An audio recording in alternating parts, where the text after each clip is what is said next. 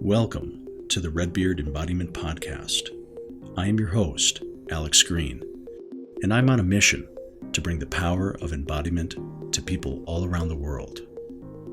In this podcast, we explore how embodiment practices, trauma healing, and knowledge about the human nervous system can help us find our ground, discover new sources of meaning, and create connection in an ever-changing world. The deepest change is embodied change. All right. Well, I am very excited to be here with my friend and mentor and teacher, Dr. David Berceli. Dr. Berceli is most well known as the founder of TRE, Tension and Trauma Releasing Exercises, but he has a big career that's led him to that development of that work. Dr. Berceli is a psychotherapist and a field traumatologist, a body worker. There's many more things in his background, including theological training, military service, a few things that I hope we touch upon today.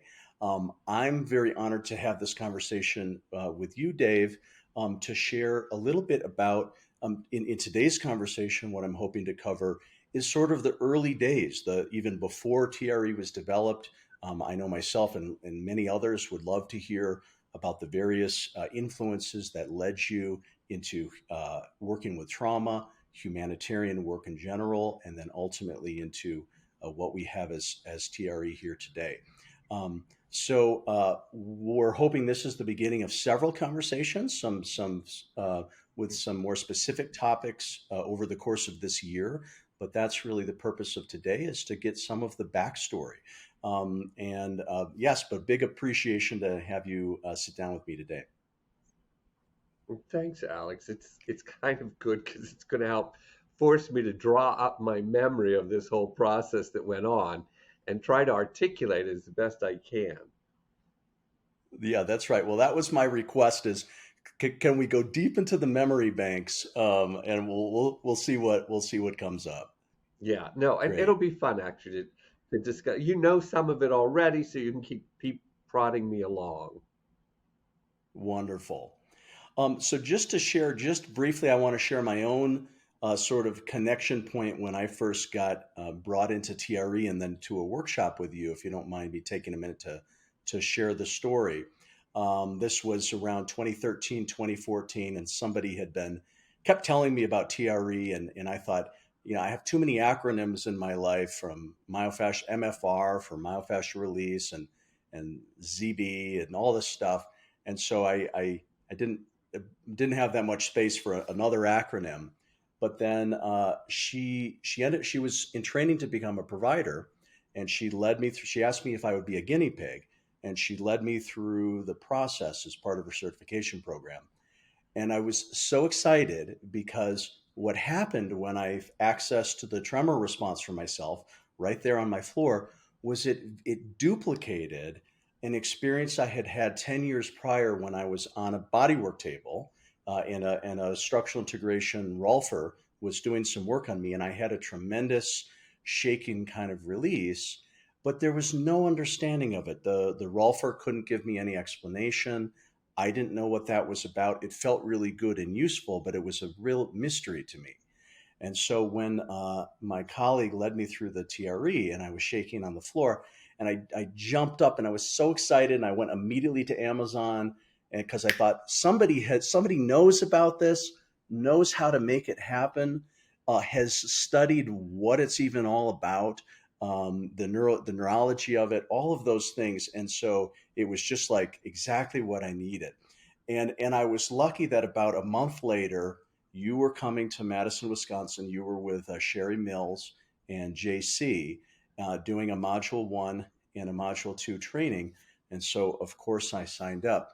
And there's a lot I could share, but I was in addition to being excited about the tremor mechanism, when I saw your lectures and your presentation, what struck me so deeply was that not only was this an interesting process, but there was sort of a deep humanitarian or a deep human reason that you had explored this. And I learned about your use development of the method overseas, working with trauma. You shared many videos and stories about your work, and that was when I realized that this was so much bigger than just a kind of a nifty little nervous system technique. I realized there was just a real scope to what you've been doing. So I just wanted to share. From then on, I was hooked, and so I had to continue with the training and learn for myself what it's been all about. So anyway, my first story with you. Yeah, yeah. Actually, it was interesting because I wasn't able, even in the very beginnings, I wasn't able to teach TRE without teaching what I went through or what life was about or what the human body was about. It was part of that because I didn't want to teach TRE as just a technique or a method. I wanted to Right, teach it more as the process of being human, really. right. Very cool. Well, could we step backwards in time to even before you saw your first tremoring body, before you coined, the term TRE? Could you, and if, obviously we can't cover everything, but what do you consider some of your formative experiences to your, learning about human beings, and what would you include on that list? All right. If we were to start from like the earliest part of how I evolved, basically, because that's important for all of us in life, who am I? Why am I here? What's life about, etc. For some reason, I ended up going into the Air Force for 6 years. And I was sent to Japan. And it was the first time in my life I'd ever lived in another country. And I was fascinated. I just couldn't believe it that people could speak another language and eat different foods and behave in different ways. The whole thing mesmerized me. I was like in love with everything about it. And what it did was it gave me an experience of the broader sense of this world and how humans could be so different. So when I was in Japan, I really studied the language and the culture and really enjoyed trying to figure out how would I become Japanese, as an example, and how would that be different from coming from the United States and speaking English. Right. It fascinated me. I knew at that moment that I wanted to see the rest of the world. I wanted to experience this as many times as I possibly could. Hmm. Now, yes, it sounds exciting, but it was not about just visiting. It wasn't about being a tourist. It was about really living in another country and learning a language and a culture that I could adopt it inside myself and see how it changed me. Hmm. So after I left the Air Force, I was in there for 6 years. I came back to the States, and sort of by accident, sounds strange, but by accident, I ended up joining what's called a Catholic missionary community. And the Okay. reason I joined them is because they did not work in the United States. If you joined them and you belonged to them, even as a lay person, you had to live overseas in other countries. That's where you work your whole life long. Right. And so I was fascinated. I thought, this is what I want to do, because I wanted to be with people who were committed to sort of helping other people. That was important to me, had an open heart. They cared about humanity, Hmm. and they lived outside of the United States. So that combination just really grabbed me. So for that first year, I lived in the School of Theology, which is where we began our studies. Sure. Um, but in the second year of that internship, we moved to the South Bronx because at the time I was living there, which was in the 70s, the South Bronx is a very difficult place, very violent. It was very badly damaged by lots of fires and etc. Sure. But it was a great place for this community to see if I could live in those kinds of situations and environments, because that's what I was going to be doing overseas for the rest of my life. I see. So I loved it. It was perfect. I loved being in the South Bronx. Again, although it was my country, it wasn't my culture. I never lived in an environment like this where there was drugs and alcohol and violence and poverty. what we would call poverty. And it fascinated me again, meeting these human beings. So I basically lived and worked on the streets, just trying to help people in any way that I possibly could. It was just a general ministry. I see. During that time, however, Mother Teresa came to the United States, and she came with a few of her sisters, and they wanted to move into the South Bronx also, because Mother Teresa's devotion was to the poorest of the poor, and Sure. they certainly lived in the South Bronx. Yeah. So since we were already a Catholic religious community and we were living there, she approached us and said, could you help us find a place to live here in the South Bronx? So we used to drive her and her sisters around. We invited them over to our place, tried to explain what it was like living there, etc. So I had a lot of experience with her sisters and their ministry, and with Mother Teresa herself. And we eventually found them a place to live, which was a few blocks away from where we were living. However, it was during that time that I spent some time with Mother Teresa alone. And I remember that the quality of this person was different. She was a different being from any other human being I had met. And it was such a curiosity to me. It's like, who is this? And how do you become like that? That was my curiosity. What did she do to stand out, but in a humble way, stand out as a human being that was different from anybody I'd ever met before? And it wasn't because she was famous or anything like that. We didn't have camera people around us or anything like that. It was no TV stuff. It was just her and I walking around, looking and talking about things. Sure.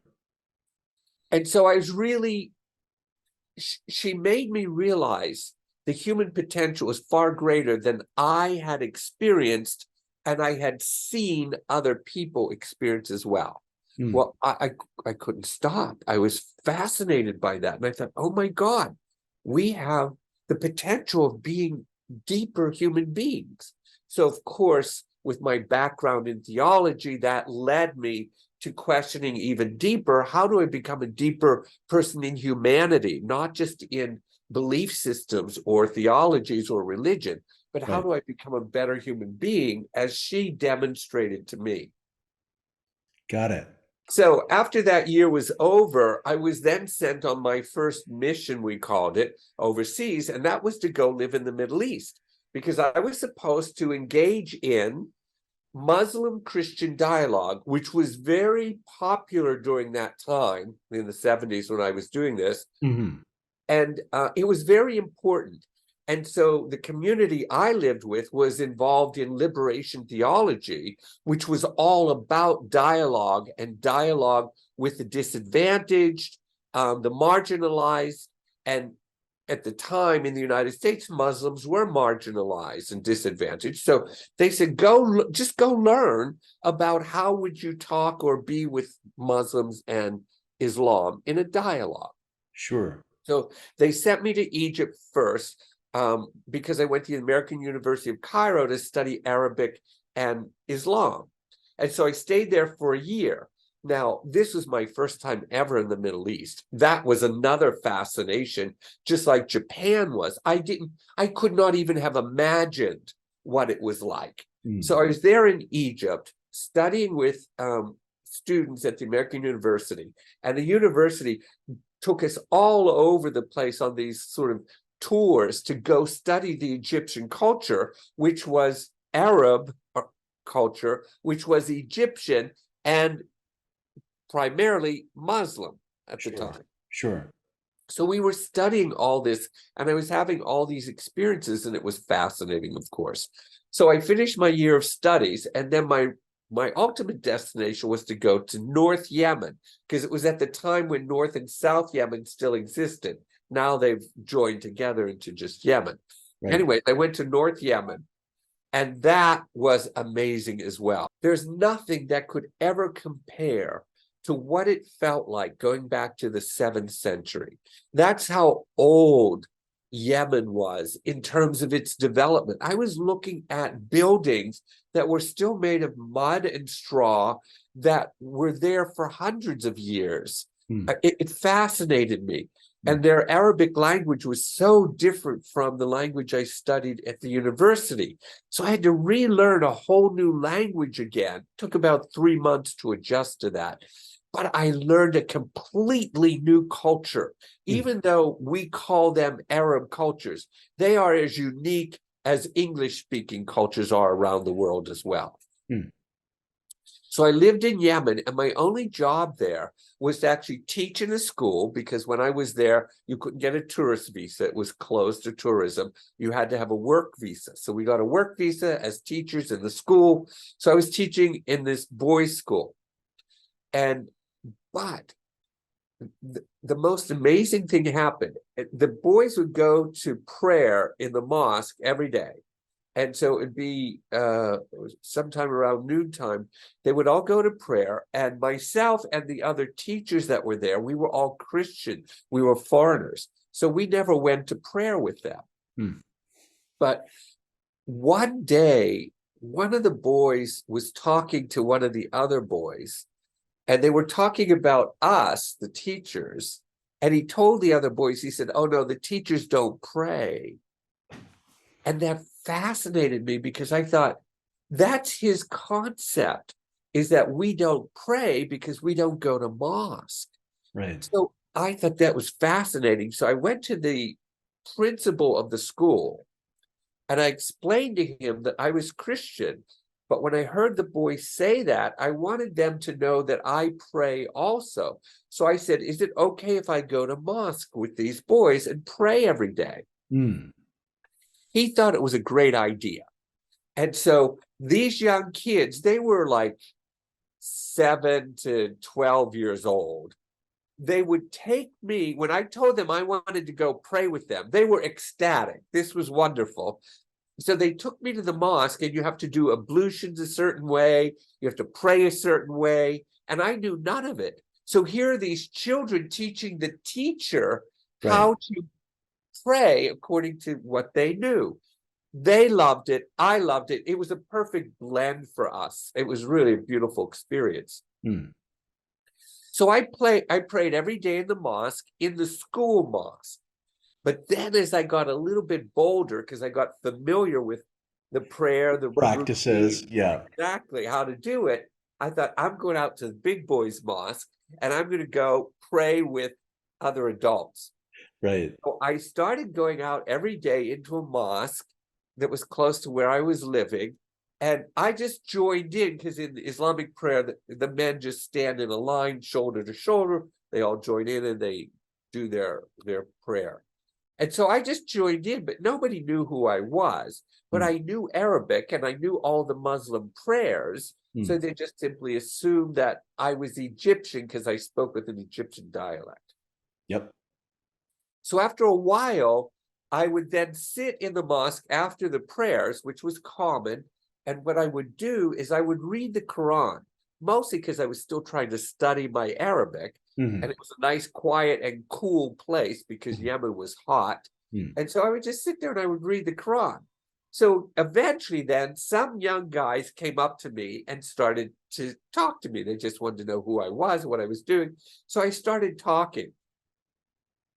And so then they asked me, was I Muslim? And Mm. I said, no. I said, I'm a Christian. But there are several passages in the Quran, which I knew I had memorized, Mm. where if a Christian is outside of his or her Christian community, it's the responsibility of the Muslim community to take care of him and his spirituality and his prayer. So when Mm. I could recite those, Mm. they were so excited. It gave validation to me and justification to them that I can and should be in the mosque. That was perfect. Cool. This sort of dive into mosque life for you sounds, I mean, That was fascinating. what a, and also the other thing that strikes me about it, and I don't know if this is part of the resonance for you, but for you who was so interested culturally and also just in humans, I mean, to be with people when they're in prayer, in worship, That's a much different environment than, walking around the street or in a store or something. So kind of having a window into a culture through that lens must have been very meaningful for you. It was so different because even one time I went up on this mountain, and I was visiting a family up there. And so I went to prayer, but nobody in that village knew me. But I went to prayer. I knew all the prayers, so I fit in kind of. Yeah. But at the end of the prayer, I came out and there was this old man there. You could tell he was kind of the wisdom figure of the village. And he looked at me and he said, "Are you Muslim?" Mm. And so I said, "No, I'm Christian." Then I recited the verse from the Quran that said, "I'm with the Muslim community because I don't have my Christian community with me." Mm. And he just stood there for a minute and he said, "Well, I'm not sure how to respond to that." He said, "But God knows what is right, and I'll accept that." And so he was really reflective. He was confused. He had never met a Christian before in his life. Mm. That also fascinated me. Almost every Yemen I met would say to me, "Oh, I never met a Christian. I've only heard about you." Wow. Look what that's like in the United States when people have never met a Muslim, but Right. they've only heard about them, and what they heard about them probably wasn't good. Right. Well, a lot of Muslims, what they heard about Christians wasn't good either. Yep. So for me to simply be there Mm. was a fascination for them, and to want to pray with them and to be kind with them. You're right. We met at a different level when we met at the mosque than if I was just in the store buying something. Yep. Yep. And so that the whole thing intrigued me. But listen, Alex, what that did was it invited my heart into the humanity of them and their heart into my humanity. So there was something much deeper going on than just two cultures. It was human beings who grew up in completely different cultures, really learning that, gee, there's nothing that really separates us when we go down deep enough. There's Mm. just this humanness, or humanity is interacting with humanity. Mm. And so the religion disappears, the culture disappears, and there's just a human being in front of me, Yeah. and for them as well. Yeah. So that was a fascination. Wow. So I lived there for a year, and then what I realized was my Arabic was still not good enough. So I told my community I need to go back to another year of studies. And instead of going back to Cairo, I said, I want to go to Lebanon, because Lebanon had one of the best universities for Arabic language studies. Mm. And at the time I requested this, Lebanon was peaceful. So they agreed to let me go.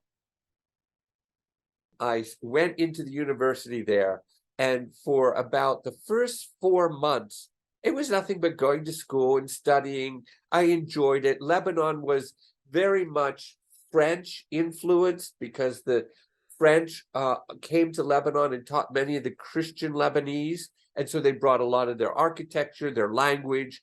As a matter of fact, the French or the Lebanese Christians spoke French and Arabic almost as one language. It was always Mm. intermingled. Mm. So in that sense, it wasn't too shocking culturally. But after about 4 months, then the war broke out.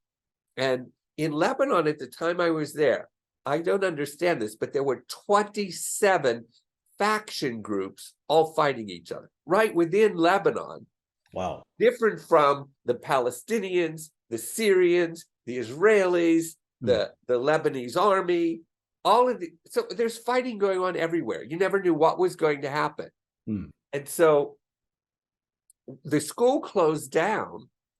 So we didn't have any school to go to, but I didn't want to leave yet because I didn't know, was this fighting just going to take a month? Would it be over? And then I'll just start to go back to school again.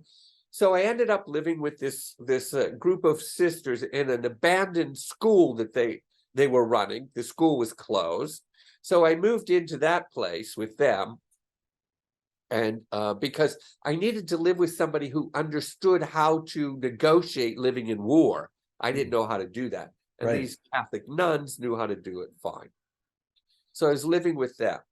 But the fighting got more and more intense.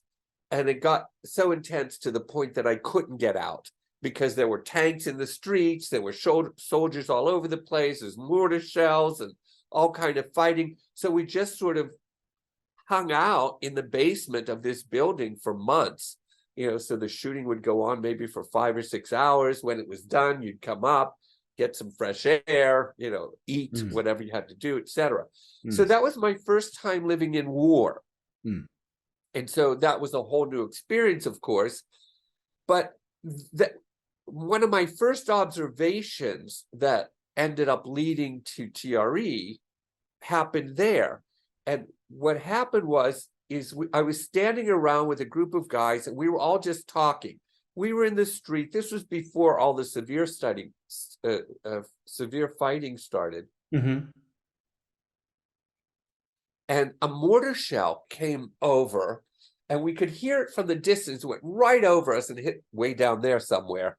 But what happened was, and this fascinated me, is all of us ducked like this. It was loud. Right.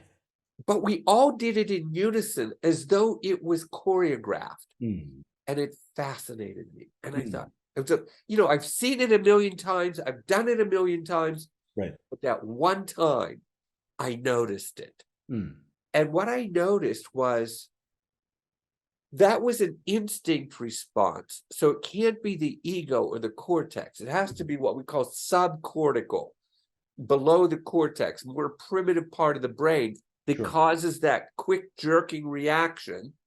I thought, all right, well, that's a neurological process that's got to be built into the human species because we all did it. And we all know this. And that means every human in the world has this built into their neurology. But then what fascinated me, and you would think this too as a body worker, what muscle group or fascia pattern does that neural pathway activate to create such a quick instinct response? I couldn't believe it. It's like, wow, not just the neurology, but even the physiology is so immediate. How does our body do that? So I love that story because it's kind of one of these this, like you say, that you had that happen many times without thinking. You'd probably seen it happen for others, but in that moment, it just that struck you. Wow, how interesting that how notable that that the human being operates this way with this this reflex mechanism. But isn't that a fascination, Alex? All of us saw this all over the world. All of us know this. Why didn't somebody else ask the question? It really struck me. It's like, this wasn't rocket science. I didn't have some great insight. I saw the most simple, common trait of the human organism that everybody in the world has seen for centuries. Why didn't somebody ask the question? I always get frustrated by that. I wish somebody else had discovered this rather than me.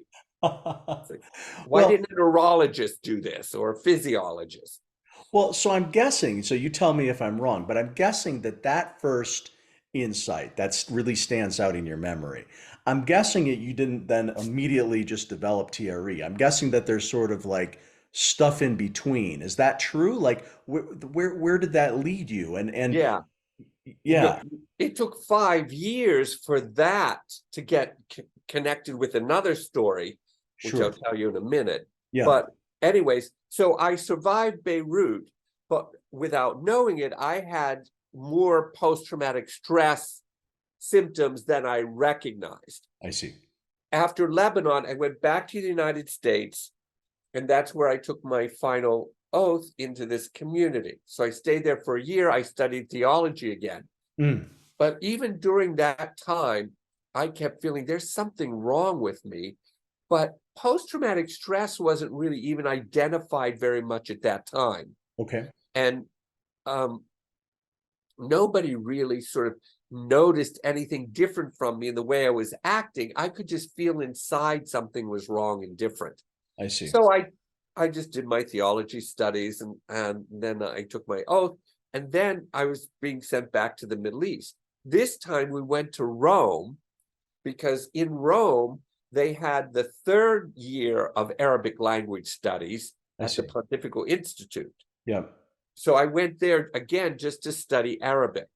But in the meantime, also I studied Italian. Because the class we were in, they spoke Italian, French, English, and Arabic. And the only language I was not allowed to speak was my own language. So I could either speak Italian, French, or Arabic in the classroom, and that was for everybody there. I see. Interesting. Yep.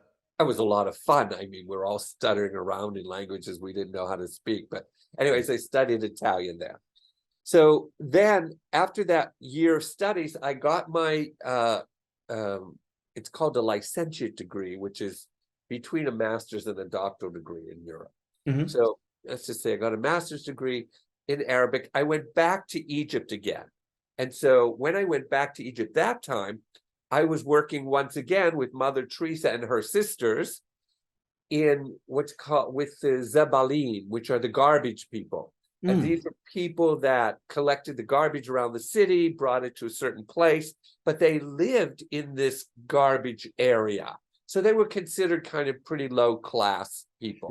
Sure. Sure. And so I would do ministries with them, try to get them clean water or medicine for the children or healthcare or whatever. And so I did that. Now I did that only for about 8 months or so. And then that's when the trauma started to surface in me. And I realized I was getting impatient and anxious and insecure. And so all that trauma stuff was coming up to the surface. So I told my community, I said, I've got to get out of here. I have to go back to the States and figure out what this is and deal with it. So I went back to the United States. And during that time, I finished working on my degree of theology. I did counseling. Okay. And in that counseling process, I had both a very good clinical therapist and I had a very good spiritual director. And so there I was dealing with how did this affect my faith, my belief system, etc., and how did it affect me psychologically? Well, the two of them really helped me resolve a lot of what was going on in me. But I remember at a certain point, and I was looking at my therapist, I was pounding my chest. I remember this so clear. I said, I understand everything that happened to me, but something is still wrong. And I was pounding my chest. And she said, wise woman, maybe you need to do body work. And I had never known of any types of body work or anything like that. So I said, okay, great. I was in New York City. I went to everybody. I went to Rolfers and craniosacral therapists. And I ended up going to a bioenergetic therapist. And bioenergetics is a form of body psychotherapy that uses this tremor mechanism in the therapeutic process. And so the first time that activated in me in my therapy session, I knew immediately what this was. And I loved it. And I knew from there, I said, this is that subcortical tremor mechanism that I know we experience when we're in war. And this somehow has something to do with resolving trauma in the structure of the body. So I knew from having shaken in war out of fear, during that fetal response, we would shake in fear. I knew there was something about this. I didn't know exactly how to put it together yet.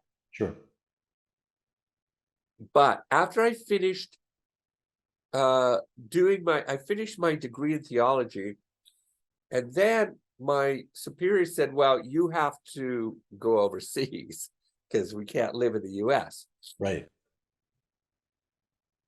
So I said to them, I can't go back to the Middle East just yet. I said, I can tell I need someplace that's still just quiet. I want to be active in some sort of ministry, but it's got to be very quiet, easy sort of thing. I can't take that high intensity culture.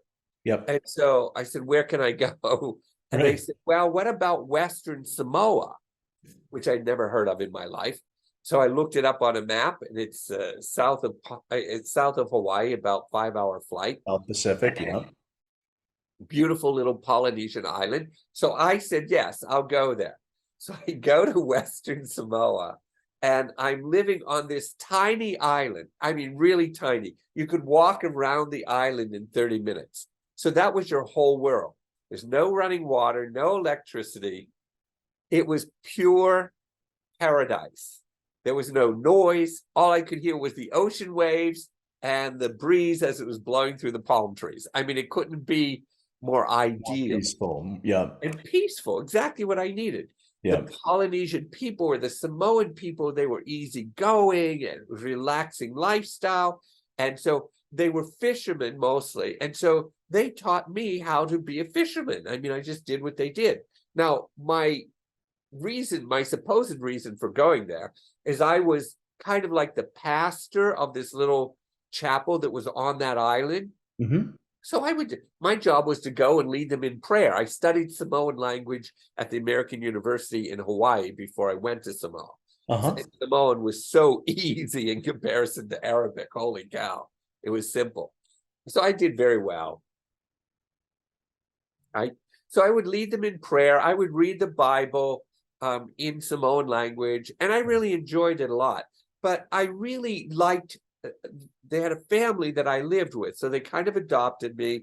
And then they would, the young men that were my age, they would show me what they did as young men. And so I just kind of joined them in their daily chores. Mm-hmm. So whether it was farming or fishing or whatever they did, I would do with them.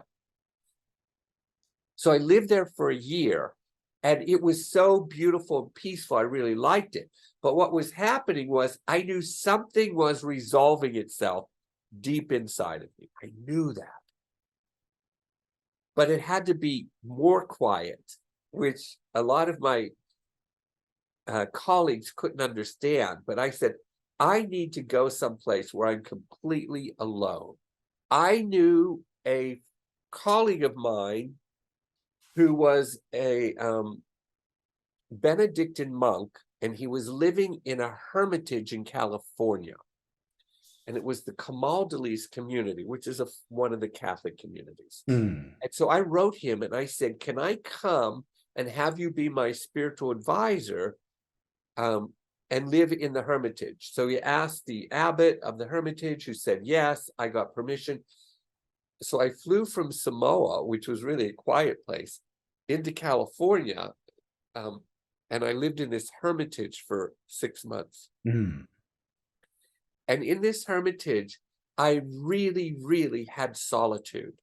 I mean, that's what hermits do. They live alone. Although we lived as a community, we all had our own separate, what they called cells, Yeah. and our own sort of fenced off area. So I was living in my own little place. Sure. And that depth of silence was amazing for me. That's all I needed, because there was so much noise in my head already, and so much anxiousness still in my body that needed to come out.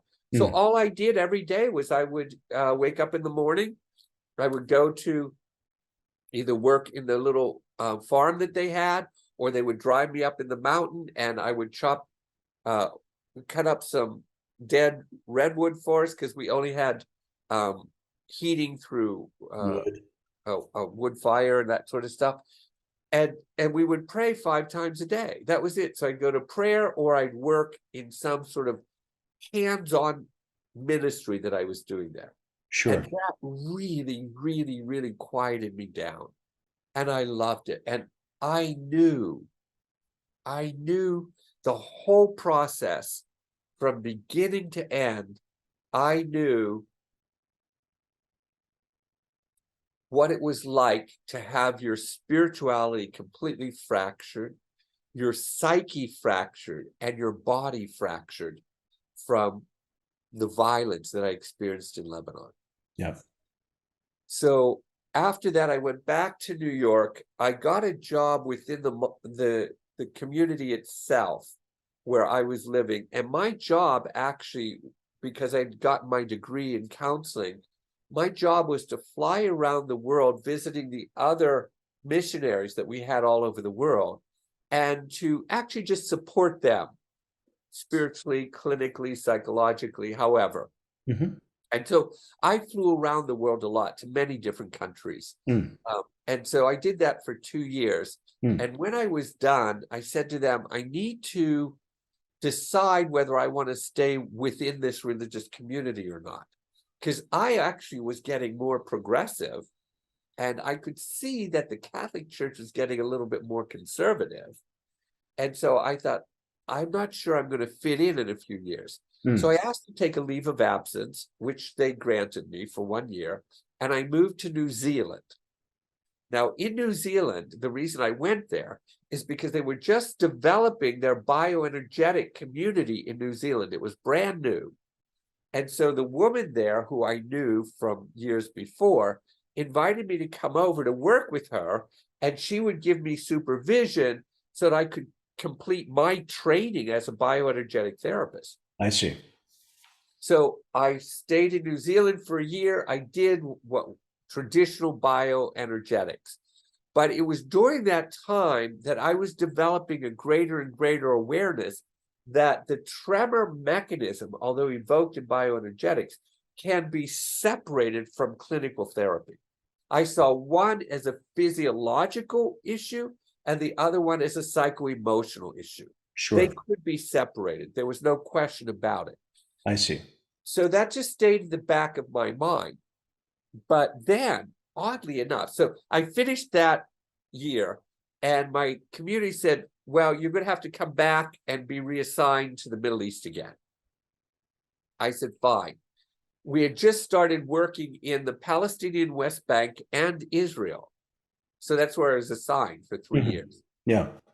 So I was living there. I had a house both in Bethlehem and in the old city in Jerusalem.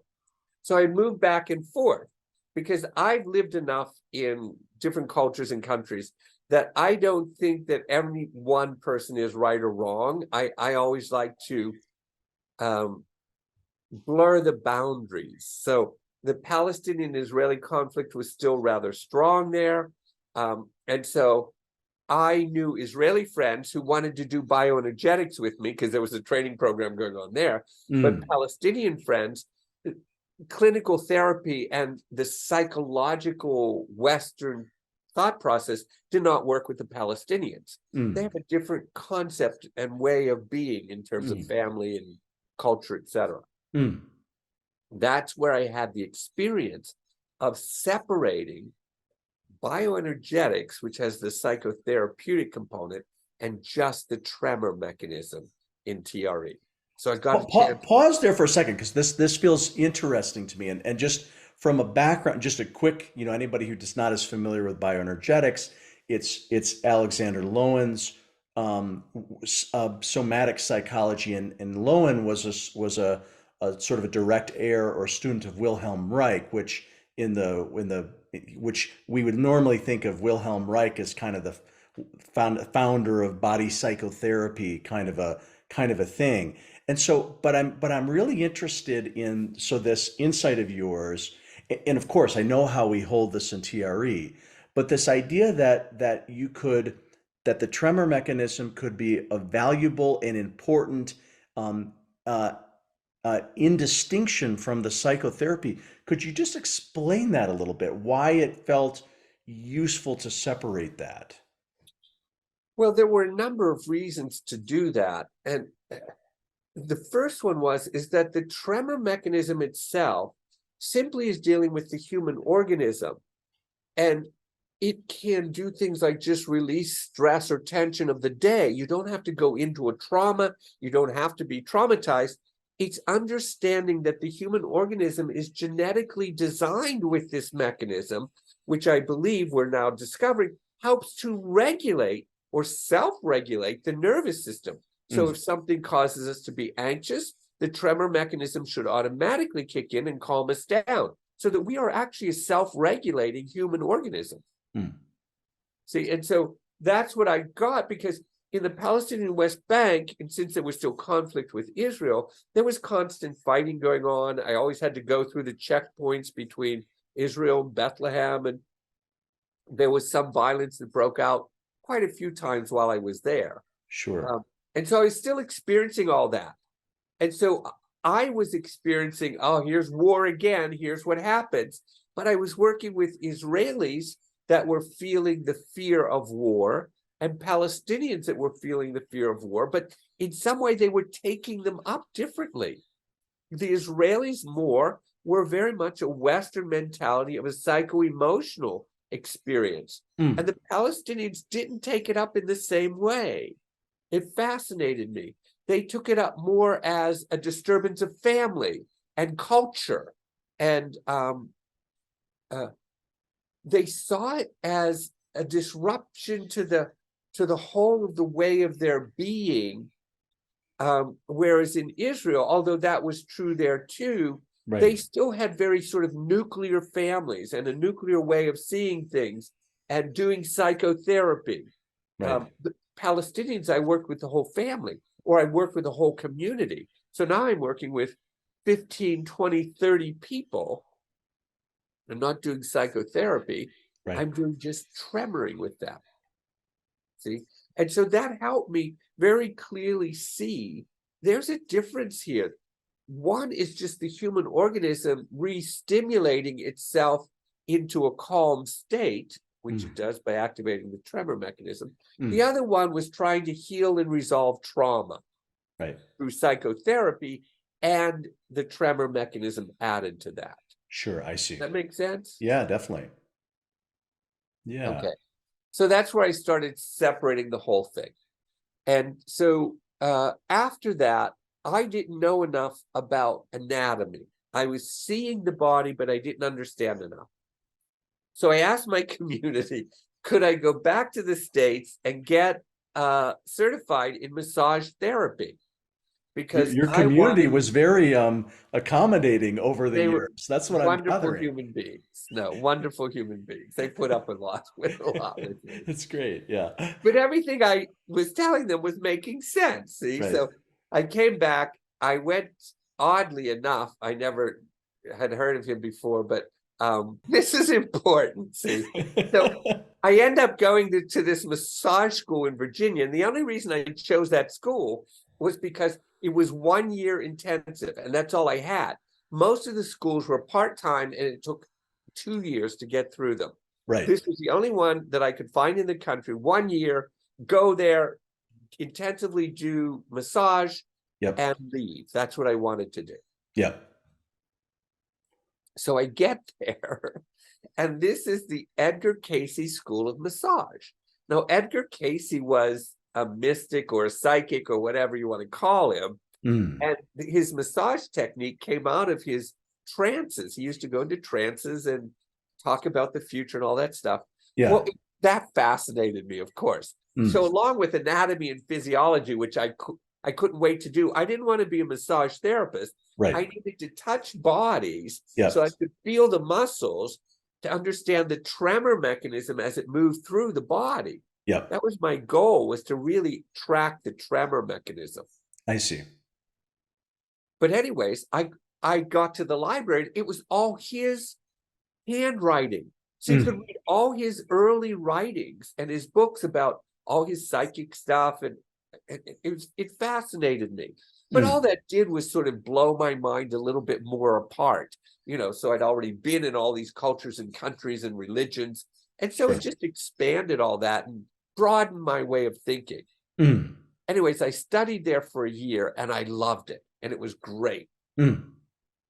I knew that I understood the tremor mechanism now. I understood what was going on. I understood it anatomically.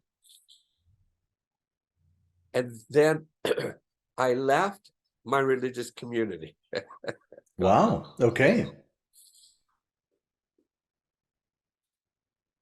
Because I knew I needed to do something that was not going to be within the parameters of the mission vision of this community, which I love, appreciate, and still support. Sure. I was going to be outside those parameters with what I was trying to do. I see. still didn't have the idea of developing TRE yet. Right. I just had an intuition that I knew something was percolating inside me. I ended up getting a job with a counseling center that had connections internationally. And since I had worked so much internationally, they used me to go do a lot of their international counseling stuff. But what I would do is I would go and I would teach TRE, because I didn't call it that yet. I would just teach them how to activate the tremor mechanism to calm themselves down. Right. That was it. Yep. And so I ended up going to Ethiopia several times, and then finally Sudan, where I was for 3 years. I see. Now, in Sudan is where I really developed what I would call TRE. And the reason for that is because there were so many languages in southern Sudan, not just English or Arabic. There were many cultural languages, native languages there. The whole south of Sudan had been traumatized. So the whole country was traumatized, and they needed a self-help technique that they could do without me, because I had met on one of my towns or little villages that I visited, and sometimes they would fly us in on these, little airplanes, 2-seater airplanes. They'd fly me in and say, stay here, do what you do, and the plane will be back in a week. So I just stayed there and did what I did. And this one old woman came up to me. I love the wisdom of people. And she looked at me and she said, if you have come here to tell us we're traumatized, please go away. We already know that. If you've come here to give us a way to help ourselves out of trauma, you're welcome to stay. And what I realized was that this woman in her town, they had several clinical therapists come in there and teach them about trauma. Right. But then when they left, they had nothing. They were just informed, but they had nothing that they could do to help themselves. Thank God that I at least knew this tremor mechanism. And I said, yes, I have a tool that I think can help you. And so I would teach sometimes an entire village, or sometimes just the school teachers, or who were the leaders in the community, because in each community there were different leaders. So I spent 3 years in Sudan, and I was going around teaching TRE all over the place. Now, all I was doing was really teaching how to activate the tremor mechanism. And it was extremely effective. It was effective in 2 ways. They got better night's sleep. Everyone claimed that. Even after the first session, I slept so well last night. It was unbelievable. And then the second thing is that my brain calmed down. Well, those are indicators of a parasympathetic response. Sure. So I knew what I was doing was working. I didn't have the science behind it to explain it. They didn't care about the science at all anyways. So all they did was fly me into one place after the other, after the other, after the other. And I would just teach there for 3 years. Yeah. All of that experience, when I came back to the States after that, I was telling people this, and they said, oh my God, you should write a book about this. And I didn't have any interest in writing a book or anything like that. And they said, no, you have to do this. So all I did was I took all of these, what we used to call butcher paper sheets, big sheets of paper, because we didn't have electricity in many of the places I went in Sudan. So I would just carry these rolled up papers, and I'd unroll them and say, here's the psoas muscle.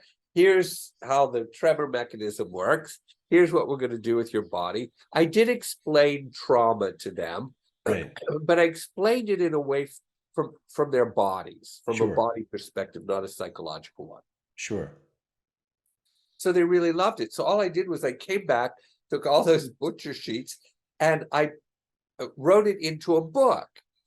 Now, what was key about the book, the first book I published, was it had to be simple, because someone said to me, you need to write this for somebody with an 8th grade education, not higher than that, because you're not writing for academics. You're writing this to be accessible to people who don't have access to therapy, or don't have big degrees, or might be single mothers who are too busy to read a complicated theoretical book. Sure. You have to write this in a simple fashion. So I took all those butcher sheets and I made each chapter no longer than 2 pages. And I did that deliberately.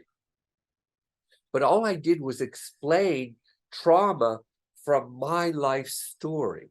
So I talked about, I had this experience. Here's what happened to me.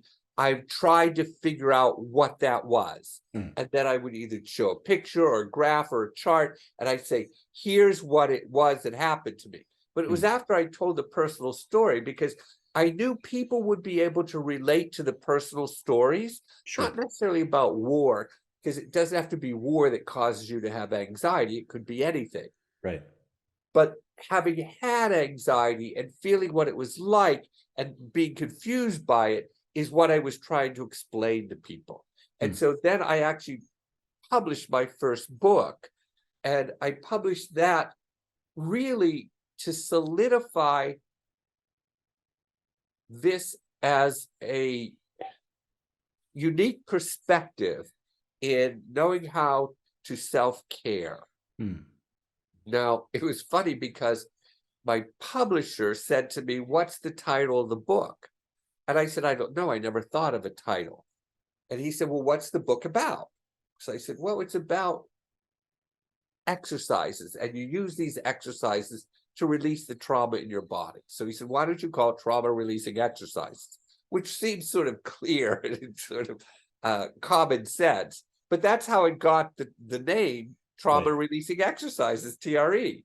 It was just pure common sense, but it also was the simplicity of this whole experience. Now, I just told you all the complexity that occurred in all this, Alex, but it was remarkably simple and pure underneath all that complexity.